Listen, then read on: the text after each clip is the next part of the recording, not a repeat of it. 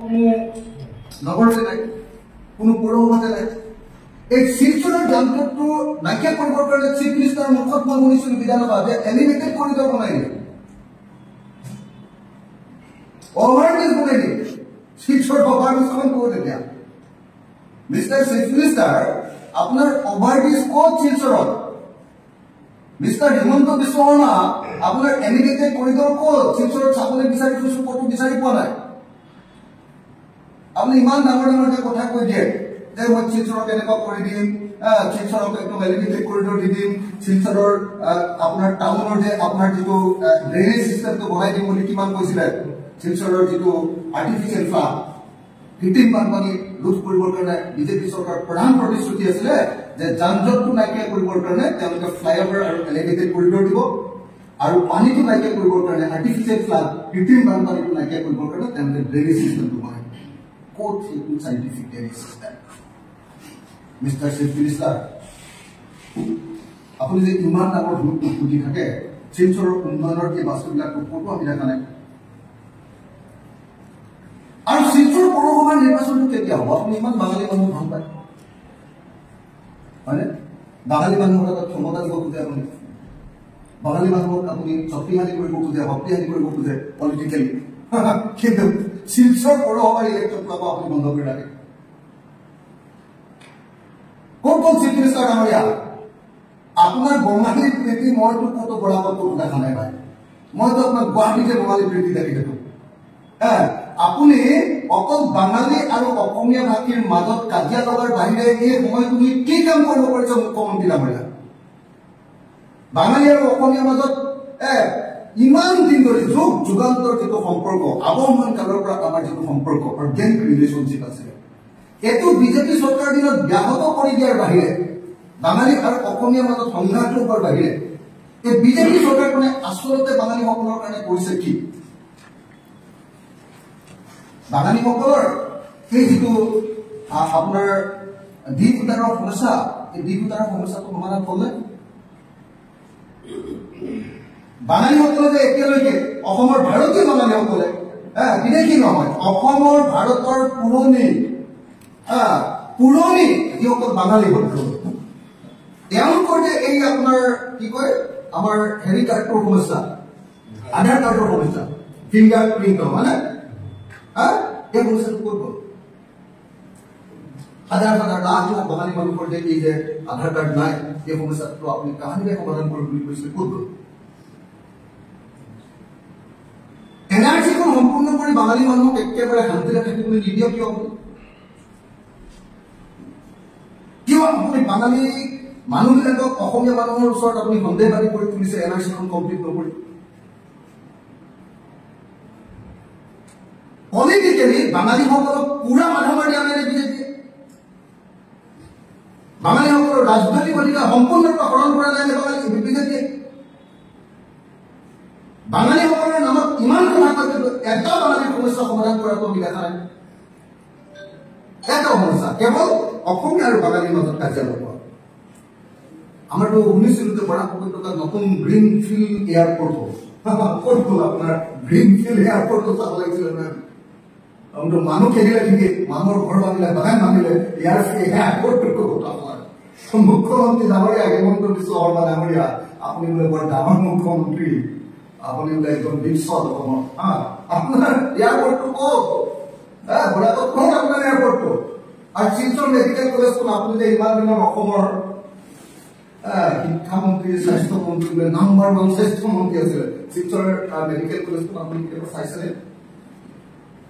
তার সার্ভিস চাইছেনে? তার ইনফ্রাস্ট্রাকচার চাইছেনে? তার পরিবেশ চাইছেনে? আপনি Silchar medical college mister Himanta Biswa Sarma, আপনার আসল বস্তুটো বৰাকত আহি গম পালো যে আপুনি যাৰ কাৰণে আটাইতকৈ বেছিকে চিঞৰ বাখৰ কৰে তেওঁলোকৰ কাৰণে এটাও কাম এতিয়ালৈকে দিয়া প্ৰতিশ্ৰুতি পূৰণ কৰিব পৰা নাই। এটা কাম আপুনি কৰিব পৰা নাই। বঙালী কেৱল আপোনাৰ ৰাজনীতিৰ হাতিয়াৰহে কৰিছে, কেৱল বেমাৰীসকলক আপুনি ব্যৱহাৰ কৰিছে। তৃতীয় আৰু চতুৰ্থ শ্ৰেণীৰ পৰীক্ষাত বঙালী কিমান মানুহে চাকৰি পালে? আপোনাৰ 1 লাখ চাকৰি কিমান? আপুনি 1 লাখ চাকৰি দিলো বুলি যে কৈ থাকে, বৰাক উপত্যকাৰ পৰা কিমানজন মানুহক দিলে? আপুনি এখন হোৱাইট পেপাৰ উলিয়াওকচোন। বৰাক উপত্যকাৰ কাৰণে আপোনালোকে কি কাম কৰিলে মুখ্যমন্ত্ৰী ডাঙৰীয়া? মিনি বসি বজাৰ হলনে নাই, ফ্লাইঅভাৰ হলনে নাই, এয়াৰপোৰ্ট হলনে নাই, বৰাক নদী খালিনে নাই, মহাসড়ক হলনে নাই, ৰেলৰ ব্যৱস্থা কি কৰিলে, জোৱাই ৰাস্তাটো কি কৰিলে, এইবিলাকৰ ওপৰত আপুনি এবাৰ হোৱাইট পেপাৰ এখন উলিয়াওক না। চেলেঞ্জ কৰিছো, শিলচৰত উপস্থিত থাকি মই চেলেঞ্জ কৰিছো, যদি সঁচাকে বাঙালীসকলৰ কাৰণে কিবা কৰিছে, বৰাক উপত্যকাৰ কাৰণে কিবা কৰিছে, আপুনি এখন হোৱাইট পেপাৰ উলিয়াই এখন বিধানত দাবী কৰক। বাঙালী আৰু অসমীয়াৰ মাজত কাজিয়া লগাব লাগে, নহয় জানো? অকল সেইটোৱেতো আপোনাক লাগে, যাতে বাঙালীবিলাকক ভয় খুৱাই ভোটটো লৈ থাকিব পাৰে, বাঙালীবিলাকৰ চেণ্টিমেণ্টটো লৈ আপুনি ভোটটো লৈ থাকিব পাৰে। আটাইতকৈ ডাঙৰ কথা মই ইয়ালৈ আহি গম পালো যে বাঙালীবিলাকক বিৰাট ডাঙৰ লোকচান এটা কৰি দিলে বৰাক উপত্যকাত। এই বৰাক উপত্যকাৰ মানুহৰ জীৱিকাৰ প্ৰধান বস্তু এটা আছিলে ইয়াৰ লোকেল চুপাৰী। লোকেল চুপাৰী বিজেপি চৰকাৰ অহাৰ আগলৈকে এজন মানুহে লোকেল চুপাৰী এক বস্তা 40 কেজি কেঁচা চুপাৰীত আগতে 70 টকাকে পাইছে। 1 কেজি কেঁচা চুপাৰীত 70 টকা, তামোল বুলি কওঁ আমি, আপোনালোকৰ ইয়াত কেঁচা চুপাৰী বুলি কয়। 1 কেজি কেঁচা চুপাৰীত বিজেপি চৰকাৰ অহাৰ আগতে 1 কেজিৰ দাম আছিলে 70 টকা। হিমন্ত বিশ্ব শৰ্মা চিফ মিনিষ্টাৰ হোৱাৰ পাছত ইয়াত 1 কেজি কেঁচা চুপাৰীৰ দাম হৈছে 35 rupees, 35 টকা। আমাৰ ব্ৰহ্মপুত্ৰ উপত্যকাৰ মানুহে নাজানে যে বৰাক উপত্যকাৰ মানুহৰ জীৱনৰ এটা প্ৰধান উৎস হল এই চুপাৰী বা তামোল। ইয়াৰ গাঁৱত প্ৰতিখন ঘৰত কিমান তামোল থাকিব পাৰে আমি কল্পনা কৰিব নোৱাৰো। আপুনি হাইলাকান্দি যাওক, আপুনি কাছাৰ যাওক, আপুনি কৰিমগঞ্জ জিলা যাওক, মানে কেৱল তামোল আৰু তামোল গছ। ইয়াৰ মানুহৰ প্ৰধান জীৱিকাৰ উৎসটো হল তামোল বা চুপাৰী। ইয়াত চুপাৰী বুলি কয়, আমি তামোল বুলি কওঁ। কেঁচা চুপাৰী আৰু শুকান চুপাৰী বুলি কয়, চুকনা চুপাৰী কয় ন আপোনালোকে, চুকনা চুপাৰী বুলি কয়। এই দুটাইখন তেওঁলোকৰ জীৱনৰ এটা খেতিৰ পাছতে মেইন ইনকাম চৰ্চ। বিজেপি চৰকাৰ আহি বৰাক উপত্যকাৰ চুপাৰীৰ ওপৰত তালা লগাই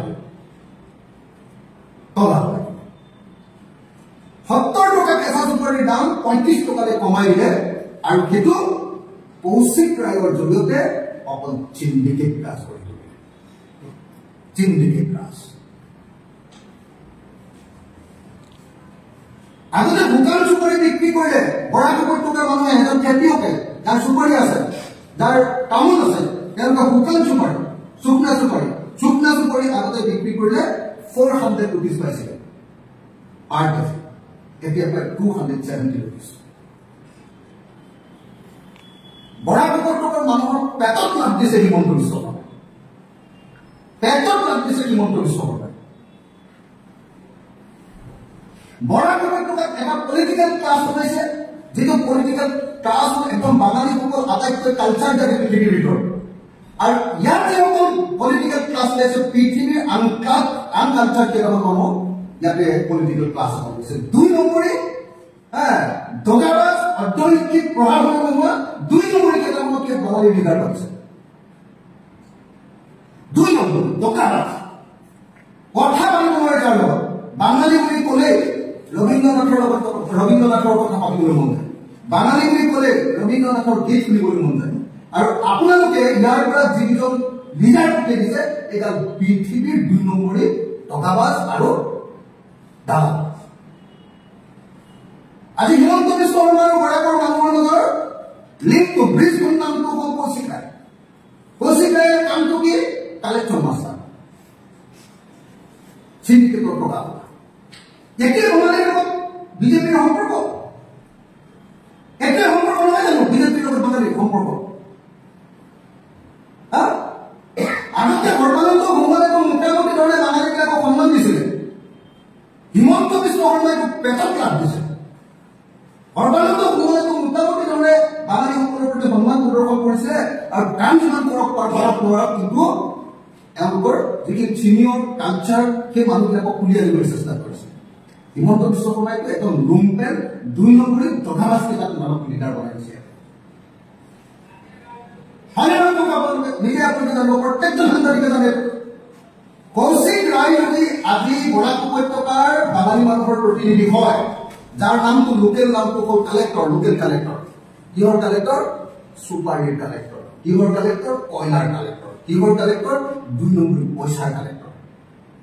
বাংলাদেশলৈ যোৱা বস্তুবিলাকৰ ওপৰত টেক্সেছ হ'ব 2 নম্বৰ সুপাৰি কয়লা এইবিলাকৰ কালেক্টৰ নহয় জানো এতিয়া সেইকাৰণে আমি অতি স্পষ্টকৈ কৈছো যে বিজেপি বৰাক উপত্যকাৰ কাৰণে আশীৰ্বাদ নহয় বাঙালী মানুহৰ কাৰণে বিজেপি হ'ল এটা ভয়ংকৰ এটা আমি কি কম অভিশাপ বিজেপি বৰাক উপত্যকাৰ মানুষের কারণে আশীর্বাদ নয় বিজেপি বরাক উপত্যকার মানুষের কারণে অভিশাপ হয়